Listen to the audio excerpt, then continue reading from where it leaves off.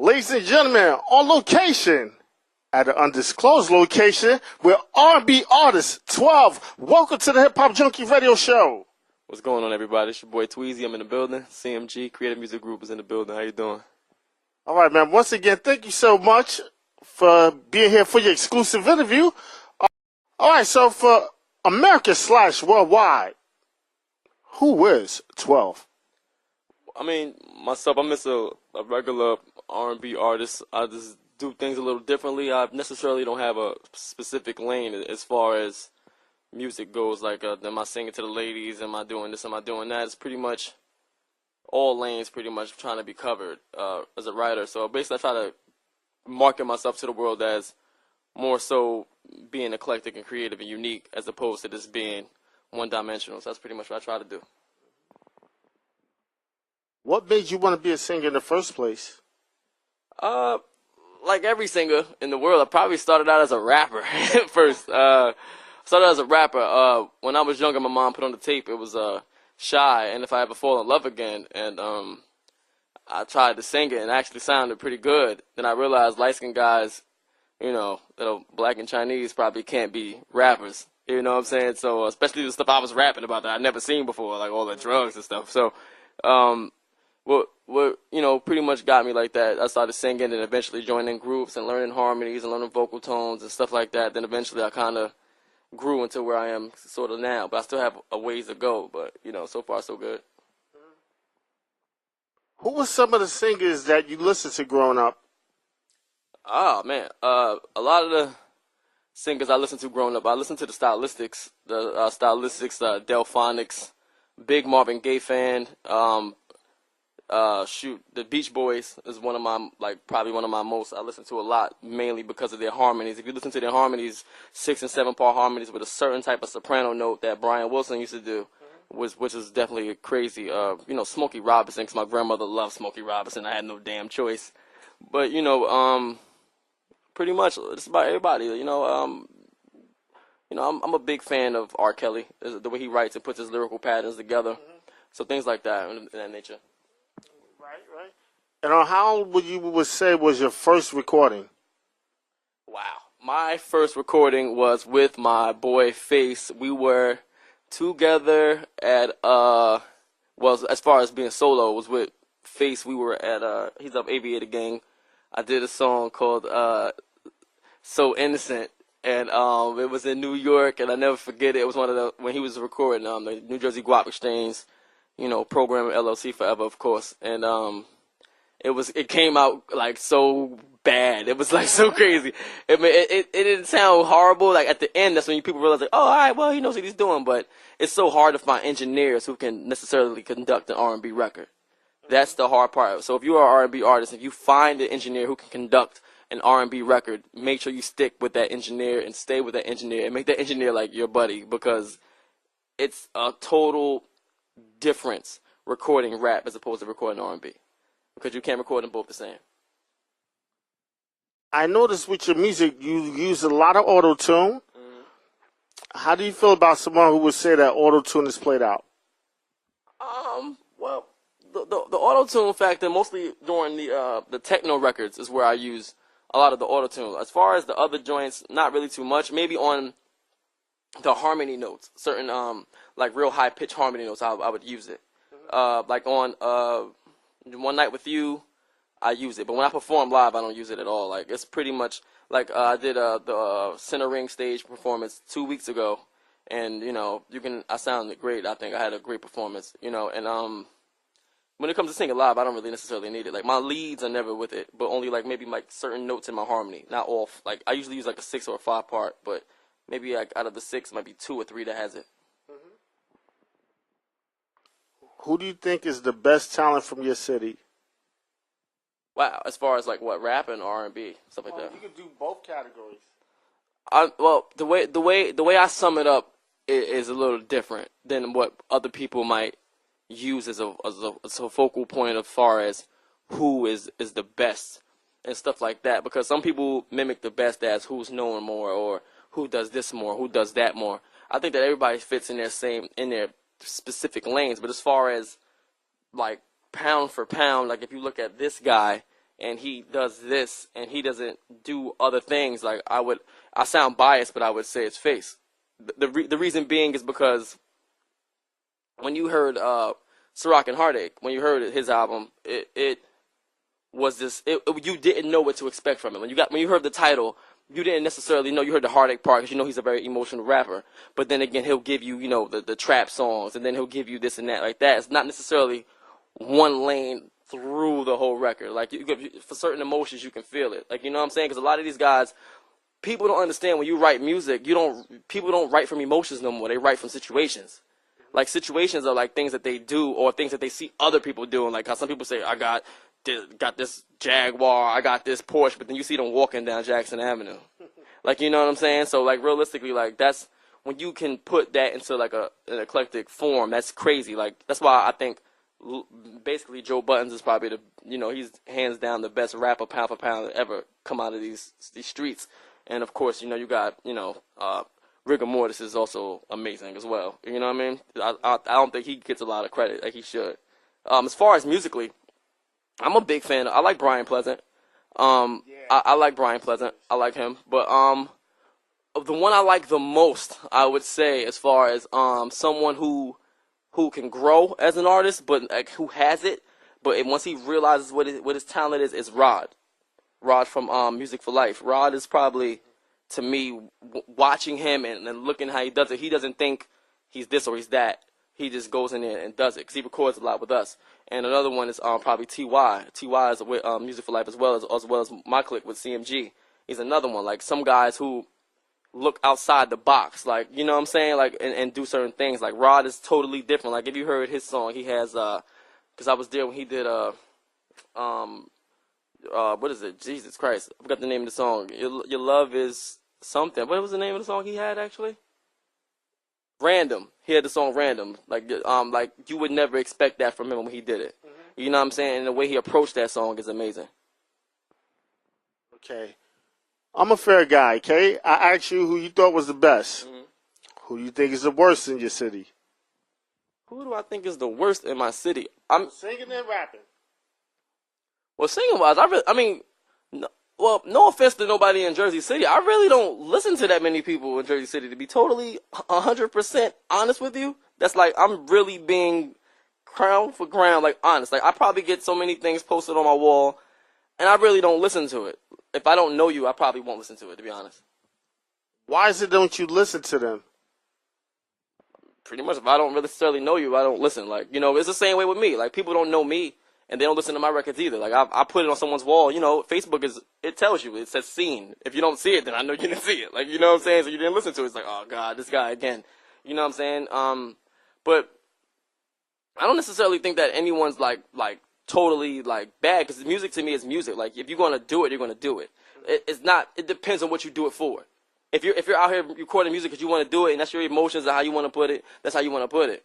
But if you're out here saying, like, I'm the best, I'm the best, I'm the best, and you're not, then you should stop. But the people who aren't probably as talented as the others, I've never heard them walk outside and say random crazy things to people and stuff like that. Like, I've never seen them do that. What about anybody who's watching this interview and they get upset about you, feeling like you're not supporting your city? How would you address that? I don't think none of us support our city. What have we done for the city besides make videos and rap songs? I don't see nobody out in the corner passing out turkeys.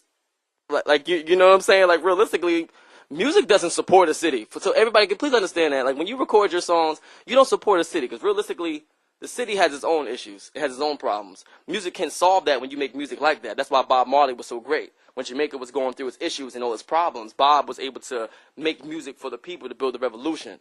Like, you know what I'm saying? Like, so it's a difference. Like, as far as supporting my city, I don't necessarily say I don't support my city. I say that my city is very tainted. Like, you know what I'm saying? It's a crab in the barrel effect, to be honest with you.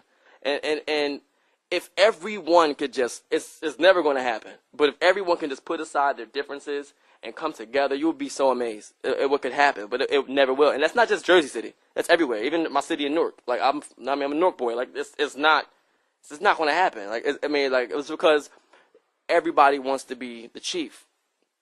Like, you know what I'm saying? But everybody can't do that. Does 12 have haters? Being that you're a singer, it's common for rappers to have haters and stuff, but being that you're a singer, do you have haters? Oh man, I don't necessarily know. I've been called what was it? I got one guy said I sucked. What is this? He said I sucked, and now he likes all my music. But you know, I can understand why he would say I sucked because where I recorded it at, it didn't come out the way I had it envisioned in my head. Like I said, if you find an engineer who can record R&B, and that's not a smack to the guy who recorded me, but if you find the engineer who can record R&B, then you should stick with that engineer. Because it's a lot of things we say, like when you say, oh, okay, I'm going to do a false on this. He's like, what the hell is that? Like, oh, I only record rappers. What is a falsetto? Like, what the hell are you about to do?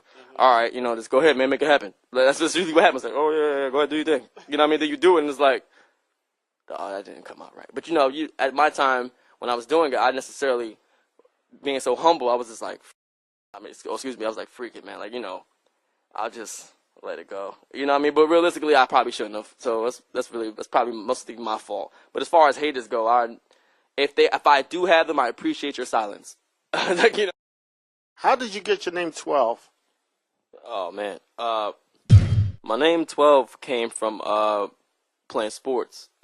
I used to like Randall Cunningham a lot, and he was one of the black quarterbacks in the NFL at the time, and that was at a time when if you were considered a black athlete, you weren't intelligent enough to play quarterback. So my rebelliousness made me play quarterback in high school, and I wore number 12, and I wouldn't play any sport if I couldn't get my number. So I happened to go to Marist High School where it was like 4 Waynes on the team, and one of my old friends, Wayne Harmon, his mom, we used to always be together all the time, and she used to say, I can't say Wayne because everybody looks, my dad's name is Wayne, his dad's name is Wayne. If the 4 of us together, it's chaos. Like, you know what I'm saying? So eventually she started calling me 12, and I just stuck with it.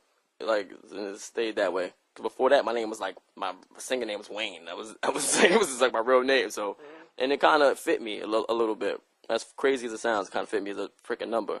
Right. You mentioned Wayne Harmon. I don't know if this is the same Wayne Harmon, but there's a religious singer. Yeah. Yeah, I said religious. Don't nobody get on my neck for saying religious singer, but is that the same Wayne? Yeah, it totally is. Wayne Harmon is Just Truth Ministries. Okay. He's freaking amazing. Like, he's a rapper? He's a praise rapper. But yeah. one thing about him I would like to say is, if you do have an opportunity to see one of his shows, like, go.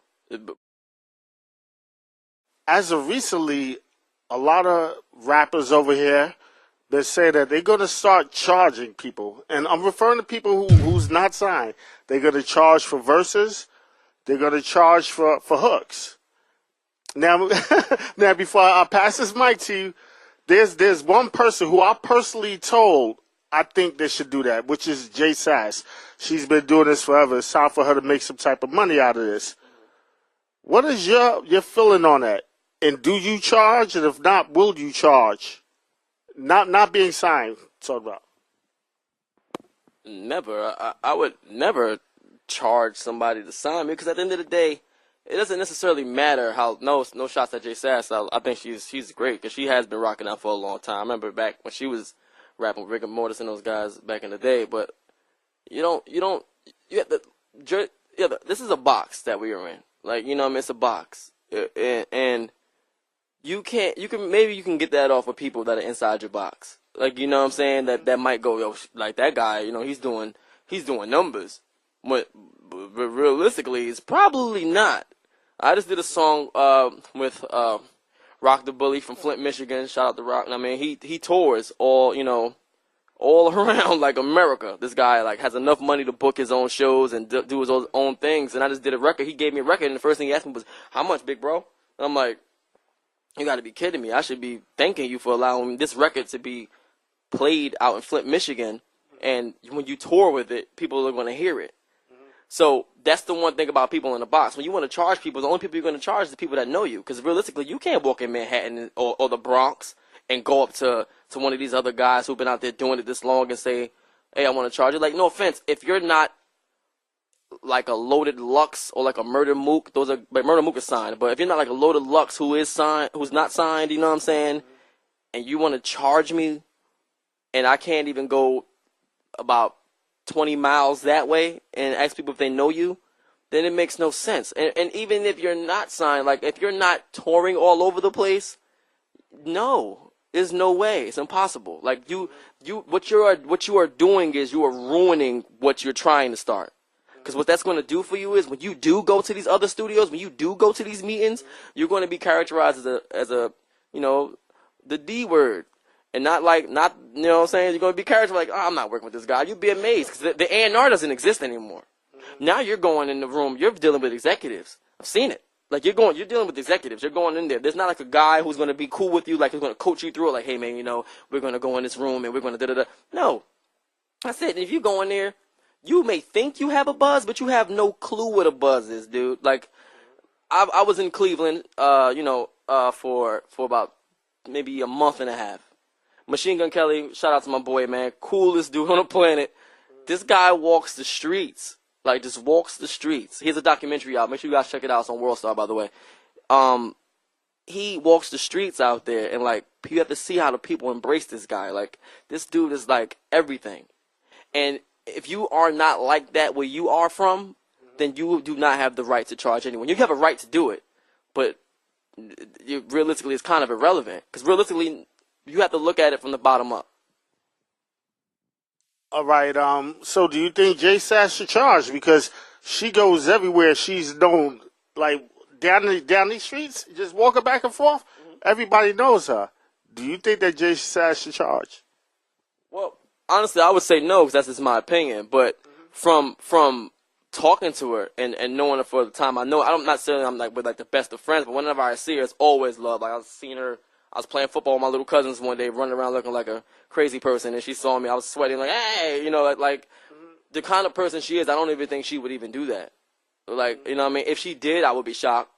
But depending on who it is, like I said, if she does it within this box, I would agree. Like, if she goes outside and someone wants to do it, shoot, you want to say no? Like, I wouldn't, I would take it if I was her, but like I said, like, she has been doing this for a long time. She's doing the movie right now, you know what I'm saying? She's doing right now, so she is... Marketing wise, she is one of the people who is marketing herself a lot. Like, you know what I'm saying? So I would myself, I can speak for myself, I would say no. But if she did it, I wouldn't necessarily be like disappointed in her. Like you know what I'm saying? Because she has a lot of clout, like a lot of it. Like, you know what I mean? Whether people want to admit it or not, she really does. She definitely does. Okay, you mentioned Psychopath earlier being your family. MZ.TINY Terror, that's also your family. Do you have any material with them? And if not, are you going to do anything with them? When Tiny first dropped her first, Tiny is, that's another person who, is marketing herself, like, tremendously.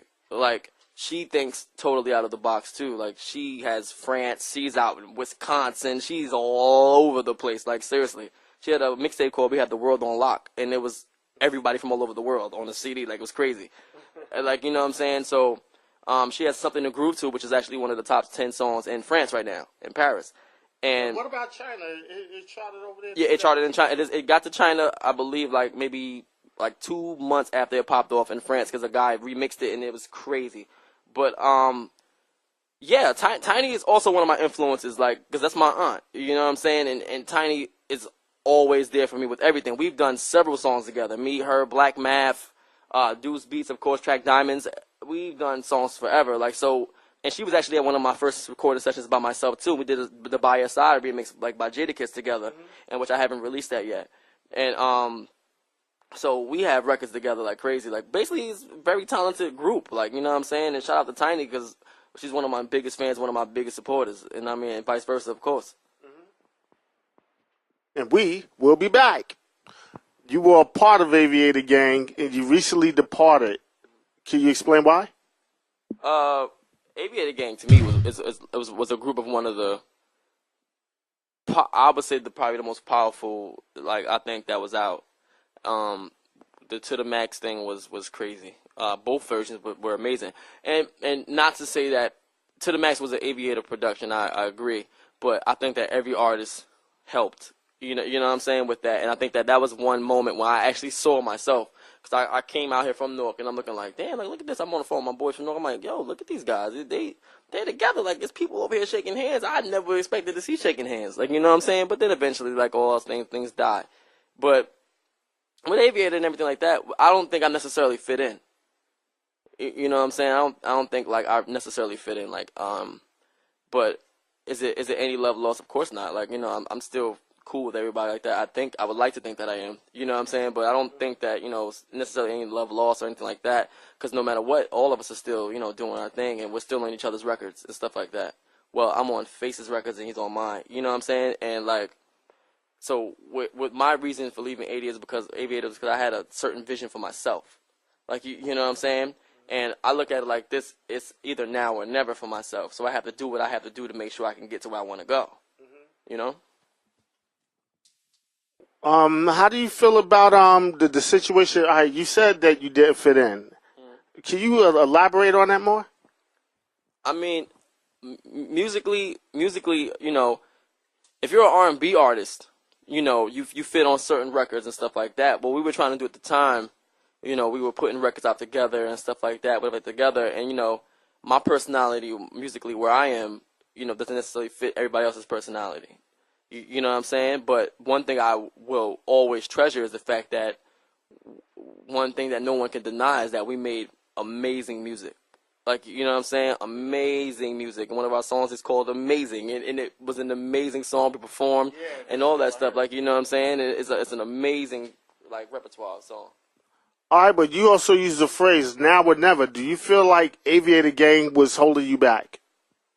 I don't think that it was holding me back necessarily. I felt like, you know, with the songs that I was doing, being under that wing, I don't think that I would have fit in like that as far as what I was doing. Like, you know, like me and Face did a song called Life Anew. Realistically, like probably eye to eye, you know, me and him probably seen eye to eye more so than me and anybody else. But like, you know, it just wasn't the right, like, you know, opportunity for me. I think it was great for me because, I mean, it might have helped people, like, you know, in Jersey City, like, know me a little bit, but, you know, not so much musically and everything like that. So, you know, it was better for me. After To the Max, the remix. Okay, yes, it was amazing. But after a while, I guess some relationships began to fall apart. You know, there was a lot of beef and stuff going on, and you appeared to shy away. What would you say to anybody who questions your loyalty? Well, yeah, realistically, it's only so much. You want me to sing? I can't sing diss somebody. I wouldn't, you know, I can, but, you know, in a sense, to me, the way I look at it is, I don't see myself wasting my records dissing or beefing with you when you're in the same, you know, place as me. And realistically, like, you know, we shouldn't be dissing each other. We both should be trying to do something. Like you know what I'm saying? Or at least, like, if you're going to make a song, you can throw a couple shots and a couple jabs. But I mean, like, maybe one record or two records, something like that. But I'm not going to sit here and go back and forth with you for like a year and stuff like that, and you know, all that stuff, because eventually what it does is it takes away from the plan that you had set for yourself. Because no one makes a plan saying, I'm going to make this song. Oh wait, let me fit this and this guy in there. I gotta make sure I fit that in there. Like, nobody does that.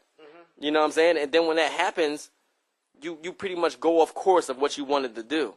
So what I wanted to do, I wasn't necessarily prepared to go off course, because realistically, no one's signed to no one. Nobody's with no one. Loyalty is what you do as far as with your friends and all other stuff like that. Like, musically, I feel like it wasn't so much me being loyal, because they needed me on the hook. Obviously, I was on one with the Hate on My Crew record. I did the bridge, which was freaking amazing. It was freaking amazing, you know what I'm saying? Which, you know, it came out great, and I think that song was hot, whether it was about someone or it wasn't. But it was a great record, amazing record. CMG, Creative Music Group. I want you to talk about that a little. Well, Creative Music Group is basically, you know, a group of you know, talented musicians. And not necessarily talented musicians. Otherwise, the music part, which is the easy part, we all can write records and go in a booth and record it. It's easy. But what you're going to do after it, how you're going to pack it, how you're going to sell it, and get it out to the people. So it's myself, which is 12, TY, who's amazing. We have C's, who's another rapper, amazing. Cool dude helps us out with everything he does, whatever like that on the business side of things. We have Rube is starting to work with us now with everything. We have Bree Rose, she's going to come out soon, whatever like that, with a record she has. Who is she? That name is so familiar, Bree Rose. Bree Rose is a singer that we have. She's fairly new. She's coming out. We have been doing our thing. I cannot forget Biz, man. The Biz, my man. He's another producer I work with as well, who was phenomenal, like for real phenomenal, man. Like, yeah, he's phenomenal, you know. And so what we try to do is pride ourselves pretty much on how good music markets themselves, the way Kanye markets himself, how they conduct themselves, how they present themselves when they go out, how they necessarily show out. Not so much showing out like like no, necessarily letting our music speak for itself. That's why we're able to, when you are a person and you want to go out there and you want to go into the industry, how you carry yourself is the most important thing ever, because no one's going to risk putting their money into you if you're conceited, if you're cocky, if you're arrogant, and you have an issue with taking authority or taking criticism or all this other stuff, which is why in a lot of these groups when people say, I don't like this, the person goes, ah! Like, you know what I'm saying? Like, me, Jane, like, you know what I'm saying? And you can't do that. So they look at that when you get in those interviews. Because realistically, when you're talking to the executive that's going to give you money to do what you want to do, you can't go in there like you're bigger than what he is. You have to understand where he's coming from, because realistically, he doesn't need you. You need him. Because he can find another you, because there's 1,000 of you. It's 1,000 of me. It's amazing. When you go, working in the airplane industry, when you get an opportunity to go out and see other things and see other artists and see other things like that, it makes you want to grind 3 times harder. And I feel like a lot of people need to get out. Another video that was really good too, All Out's video when he was in Miami. That was a nice one. I like that. Change of scenery. Made me happy.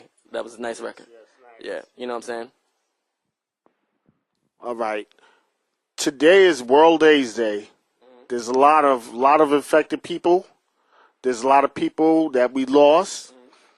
And real quick, I had an interview earlier in the year. I spoke to a doctor, Dr. Chisholm. She gave me some numbers for Jersey City. In 2010, 3,500 people were infected with AIDS.